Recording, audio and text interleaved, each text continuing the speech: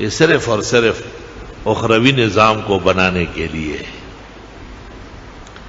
آخرت کو بہترین، قبر کو منور و معطر کرنے کے لیے۔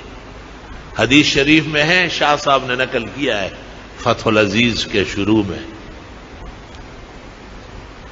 جو یہ چاہے کہ اس کا دن بخیر گزرے، کوئی حادثہ نہ ہو، کوئی گلہ شکوہ نہ ہو، کوئی نقصان اور تباہی نہ آئے، کوئی آفت اور سازش نہ بنے، چاش کی 4 رکعت پڑھا کرے سورج نکلنے کے 1 گھنٹے بعد۔ ترمذی شریف میں یہ 4 رکعت جو پڑھے گا، اللہ اس کے دن بھر کے غموں کے لیے، تکلیفوں کے لیے، مصیبتوں کے لیے کافی ہو جائے۔